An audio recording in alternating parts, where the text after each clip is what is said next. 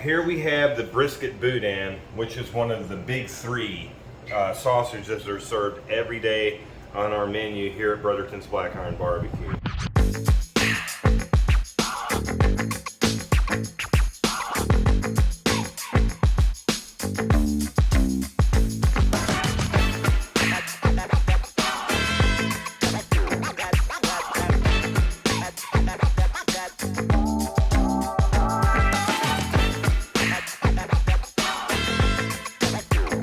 Here we are in the sausage production facility at Brothertons Black Iron Barbecue, and we're going to put this big Hobart grinder together and grind about 40 pounds of product that we'll be making today. If you're putting together your grinder, remember any friction points on any piece of machinery needs proper lubrication. There's no exception here, all right? So this is Lubrifilm Plus. It's a food grade USDA certified lubricant. So yeah, we're gonna put this guy on the friction point, which is the back end of the auger, and a little dot where the grinder plate meets the knife. And we'll come over here to the business end. Insert that, put our knife on. I'm a one grind person, so I grind once. I'm not a big advocate for double grinding sausages because I want the coarseness of the meat and the fat to be known. That's a hallmark. Central Texas sausage is a coarse grind, and the 1/4 inch plate, which refers to the diameter of the holes in the plate itself, will do that. So it goes on one way. You got to make sure it's in there so it doesn't spin around. It's locked in place. And we go. Let's tighten it up. There we go. Now she is ready to go. This is all set up and ready to rumble. This product has been on cure overnight. So these are our salts, plural, our regular kosher salt and our pink nitrite salt, along with a copious amount of 12 mesh black pepper. You can see clearly what the nitrite has done to the product, which is exactly what we want it to do. So it's starting to get some really good color development, but nonetheless, this is ready to rumble. Setting the salts overnight, as I mentioned, creates a dry brine. All of the salts ionize with the myoglobins in the meat and pull salt further into the product, while also pulling not measured, but some moisture off of the product. A dry brine, right? Nonetheless, this is going to get ground through our aforementioned 6mm plate right here. Off we go. And how do you like my handy dandy MacGyver deflector plate? So we're going to load our grinder. Remember to always load your grinder first before you turn it on. So here we go. Pull the switch, and she's going to come out the other end here. Now, with a grinder, you want to make sure that you pick a grinder that is very quick and efficient and fast, because we're trying to eliminate, or reduce rather, heating up the fats prematurely through frictional heat. So in we go. We'll just keep feeding it and attempt to keep up. This particular grinder will grind about 50 pounds of product in less than a minute if you can keep up with it. How do we know if this is extracting protein? Just by the usage of frictional heat. Look at this. See how these little white strands are pulling away from the product? That is the protein myosin that we just extracted just from this small amount of frictional heat passing through the grinder.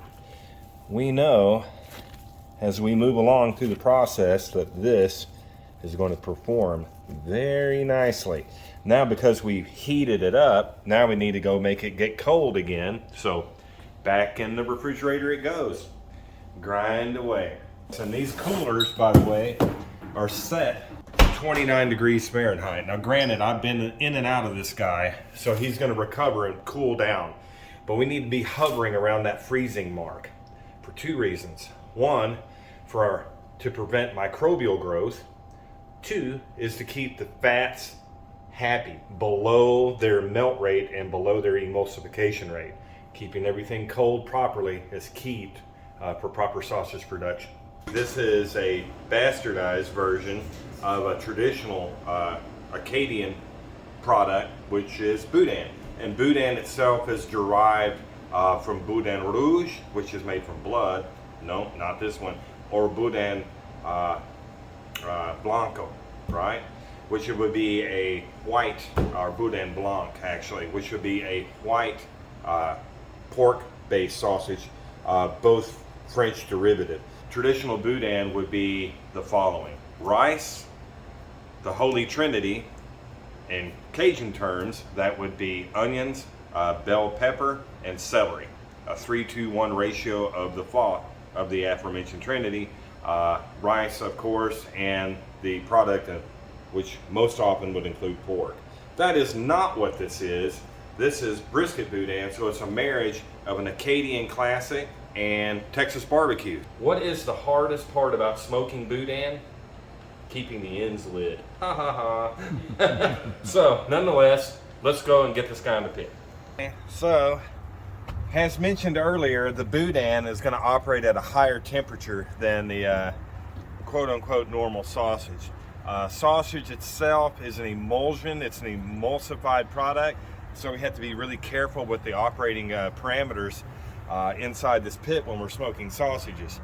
We won't deal with that right now. We're going to deal with the boudin, which, because it is not an emulsified product, it can operate and prefers to operate at a higher operating temperature. Anything and everything inside of the boudin is pre and prior cooked. The only raw ingredient on the boudin at this stage is the casing itself. What we're going to do here is we're going to condition the casings by drying them out in the pit at a higher operating temperature, hovering around 200 degrees Fahrenheit. Doing so will cause the casings to shrink tighter on the internal mix and also quote-unquote cook them, right? But we're not going to overdo it. We're not going to be operating at any specific temperature rating for the boudin itself, meaning internal temperature. For now, I will prep the pit. I will clean the grates because nobody likes a dirty wiener. So here's the boudin. You'll notice that the casings look wet and raw. That's because they are. So let's get them laid out on the grate. Now remember, this Moberg pit, the heat will run slightly above and slightly under the grate. So that's where our temperature zone is, right? As the heat travels down towards the stack. Okay? So that means that we are going to place the boudin onto the grate. Now typically, the sausages, or in this case boudin, would be happier if they were hung, right? In curtains, on rods. But that's not how this pit operates. So we're going to lay these on the grate. These are natural hog casings, meaning that they are permeable to heat and smoke. But the strange part is, anywhere that they touch, that spot stays raw. Strange. So I'm going to lay these guys out with about a finger width between each one of these. It's kind of like that song by the Police, "Don't Stand So Close to Me." Yeah, kind of like that. So we're going to go nose to tail, all the way in, dress right dress, cover and alignment. About that 200 degree mark would be proper for it. So I'm going to shut this guy up, readjust the fire, let it stabilize. Now remember, you're introducing cold product and it's cold out here. So it's going to take a little bit for this guy to get stabilized. So you need to factor that in, right? Your heat load here and the ambient temperature is going to play a part in how quickly you get this guy stabilized. All that being said, let's put it to sleep. Now I always set a timer for 30 minutes, right? That's our old friend Siri, right? We just tell her, hey, Siri, set a timer for 30 minutes. She'll tell us. We come back out and check that fire. Remember, consistency with your fire is important. So let's keep our timer set, folks. Let's put her to sleep and adjust our fire. We're going to adjust our fire because my timer went off. I set it for every 30. Nice looking, easy going coal bed, nothing crazy. The boudin has been in here now for 1 hour. So now I'm going to pop the hood and we're going to see what's going on. Oh yeah, get some. That looks outstanding. let's raise the hood over here. Make sure everyone is happy.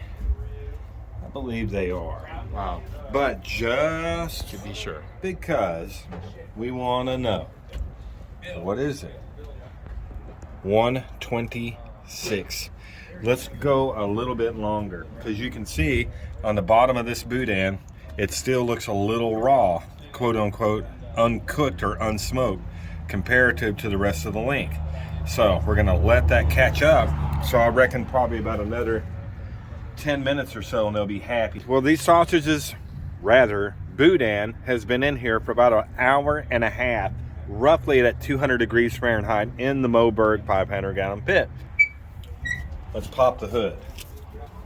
Now, these sausages, or boudin rather, you can see the casing is really drawn tight onto the internal mix, and you really see it visually because it's conforming to the internal mix. Not only that, but look at the color all the way around. A nice golden mahogany color. Very nice. We're just going to pull these out, put them into our tub, haul them back in, lay them out on a sheet tray so they can cool properly with nice good air circulation around them.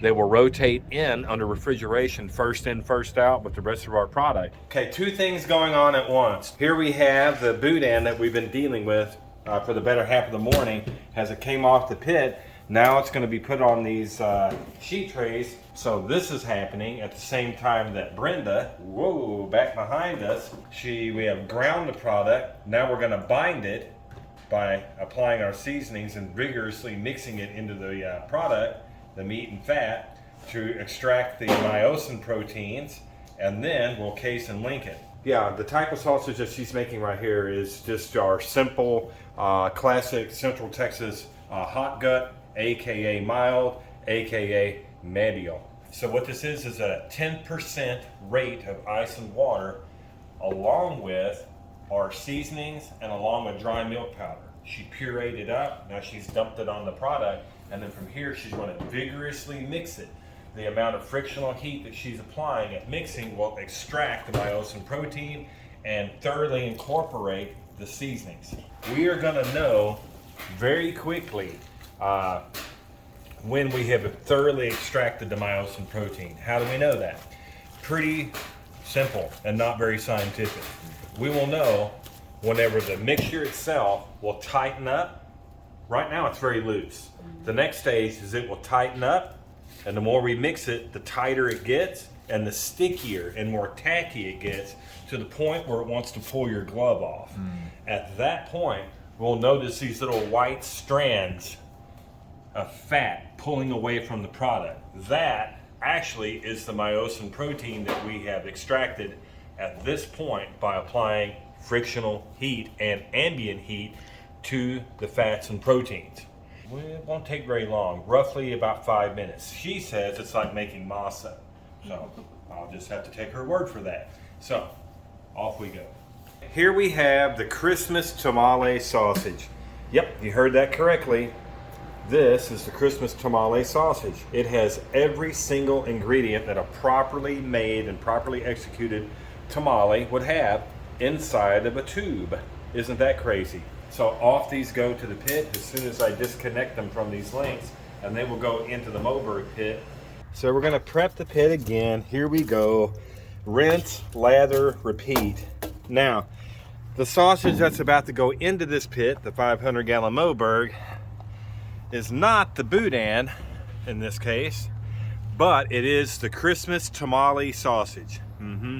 You heard that correctly. All the little tidbits and goodness of seasonal, holiday, Christmas tamales are inside these links.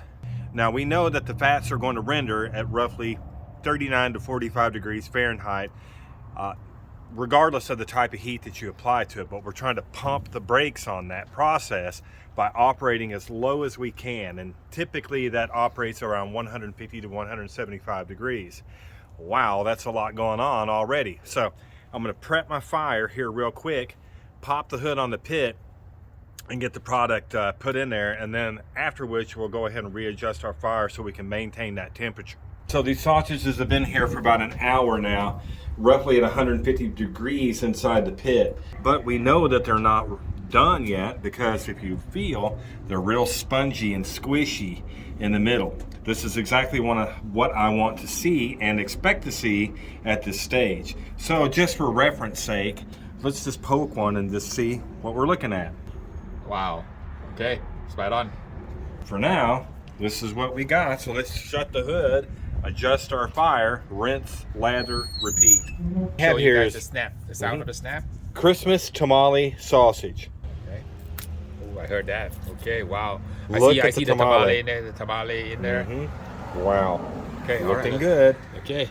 Unfortunate for you. Cheers. Yep. Cheers. Oh man.